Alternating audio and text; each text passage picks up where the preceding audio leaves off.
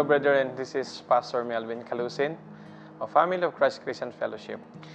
I would like to share with you a very short devotion that found in the book of Ephesians chapter 1, verses 3 to 10. And I think this is a good promising verse for all of us in the Lord.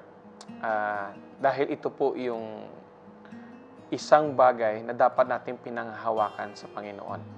Marahil marami hong katanungan, or maybe we have a lot of questions in our faith, na ano ho ba ang ating kasiguraduhan o assurance na tinatawag na tayo ay tinawag ng Panginoon sa kaligtasan.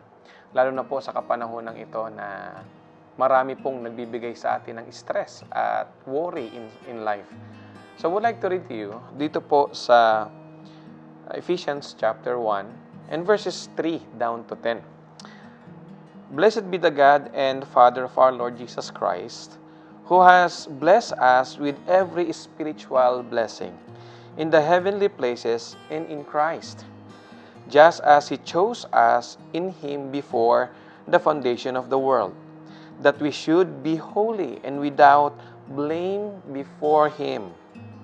In love, having predestined us to adoption as sons by Jesus Christ to Himself, according to the good pleasure of His will, to the praise of the glory of His grace, by which He made us accepted the Beloved.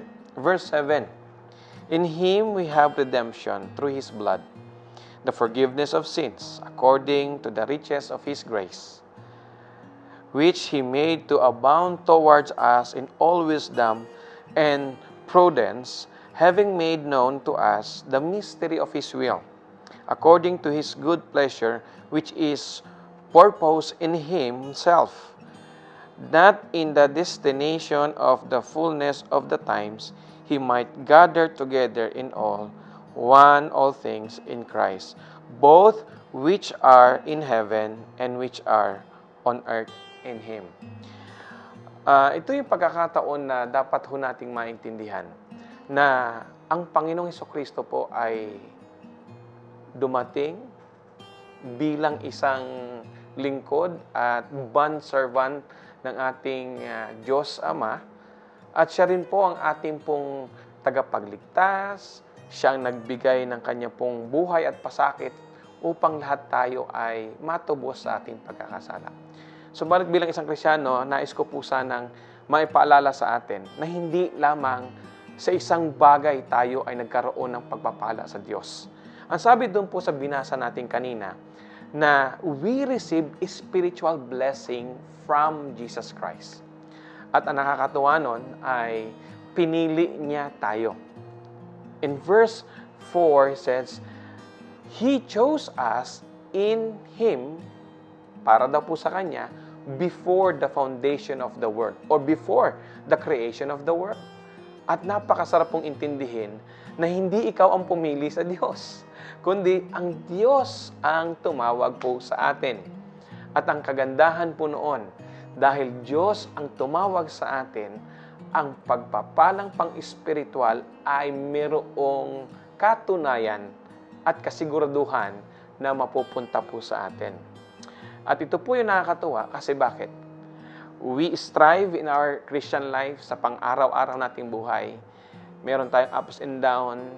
All the temptations are present in our life. Mahirap po ang buhay. But when we learn from the book of Acts, persecution for the believers are because of their faith in Christ. Hindi po sila pinipersecute dahil sa mga pangarap nila sa buhay, kundi sila po ay pinipersecute. Kasama na po nila yon, araw-araw na po, naging regular na buhay nila yon, na sila po ay pinipersecute sa kanila pong faith.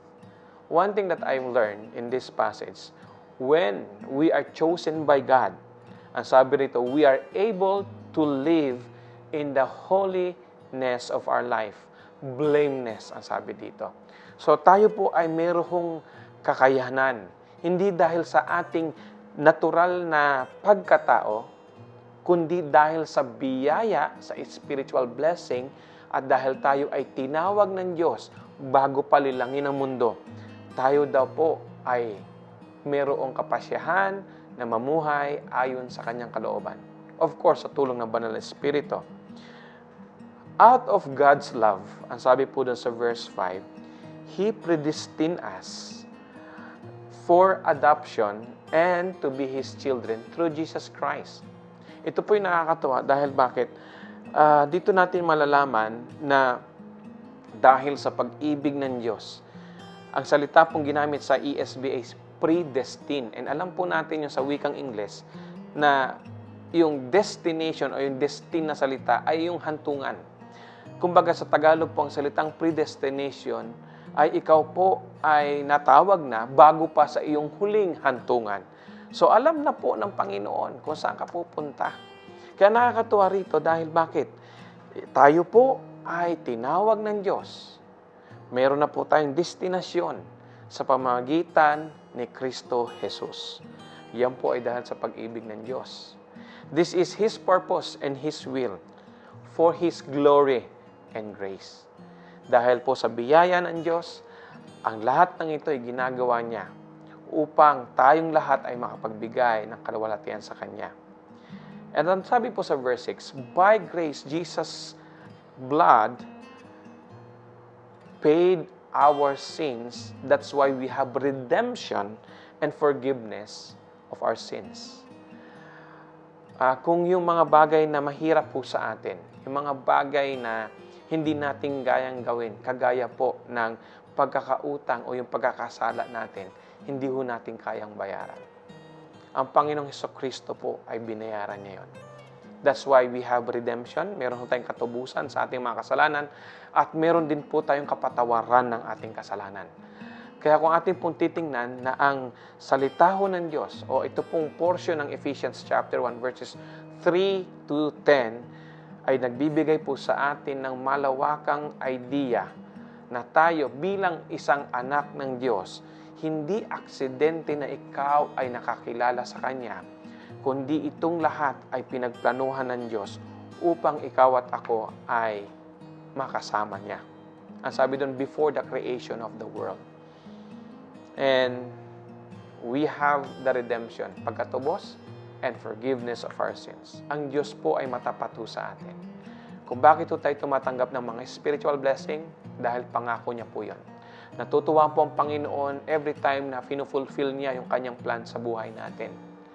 Ang tanong lang po ay ito, paano ho ba tayo mamuhay ayon sa salita ng Panginoon? Yung biyaya ng Diyos po sa atin ay kompleto na. Natapos na po para kay Kristo Jesus. At yan po ay nasa bawat anak ng Diyos. Malalaman mo yon na ikaw ay tunay na anak ng Diyos kung ikaw ay may pagnanasa na sumunod sa Kanya. Ito po ay udyok ng Banal na Espiritu sa atin. Ano man ang pagsubok sa buhay, mapagtatagumpayan natin dahil ang Diyos ay kasama natin. Isipin mo na ang Ebanghelyo ay dumating sa iyo, ang Holy Spirit, ang Banal na Espiritu ay kumausap sa iyo. Ito ay sapat na malaman mo na ang Diyos ay nangungusap sa iyo. Ito po yung huling talata na gusto ko pong basahin sa Ephesians chapter 1 verse 13. Ang sabi po dito, in Him you also, when you heard the word of truth, o yung salita po ng Diyos na katotohanan, the gospel of your salvation, and believe in Him, were sealed with the promised Holy Spirit, who is its guarantee of our inheritance until we acquire possession of it, to the praise of His glory. Ibig sabihin, nung narinig mo ang Ebanghelyo, hindi aksidente na meron kang narinig na Ebanghelyo. Hindi aksidente na ang gospel ay biglang dumating sa iyo. Kundi ito po ay pinagplanuhan ng Panginoon na ikaw ay makarinig ng salita niya, salita ng kaligtasan sa pamamagitan ni Kristo Jesus. Yung mga taong nag-i-invite sa iyo, yung mga taong nangungulit sa iyo, yung mga taong nagsasabi palagi sa iyo, yung mga taong nananalangin sa iyo, sila po ay hinanda ng Diyos upang ikaw ay makarinig ng Ebanghelyo ng kaligtasan. At dahil doon, ang banal na Espiritu ang siya mangungusap sa iyo. At ikaw ay tatanggap. Ikaw po ay mananampalataya sa Kanya. At ang banal na Espiritu ang siyang garantiya na kaloob ng Diyos na ikaw ay magmamana ng kanyang kaharian. Bilang mga anak po ng Panginoon, marami hong pagsubok ngayon sa kapanahunan natin. Alam po natin na hindi itong mundo na to ang pangako ng Diyos sa iyo, kundi may pangako siya na lugar kung saan doon tayong lahat ay maninirahan, nakapiling ng Diyos sa kanyang kaharian.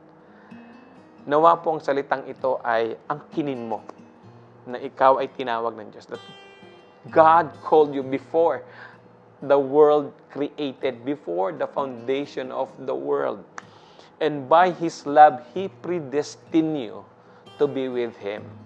I hope this verse help us to understand that we have a lot of promises in God's Word. Mag-aral lang po tayo, pagtiyagaan natin. Magandang araw kapatid, tayo po'y manalangin. Panginoon, salamat sa oras na ito na ngayon namin ay naintindihan at naunawaan ang inyong mga salita that we are called by your grace before the foundation of the world. You predestined us to Jesus Christ by your love. And yung Holy Spirit po ay nananahan sa amin the moment that we hear the gospel and we believed. Father, we thank you for this moment.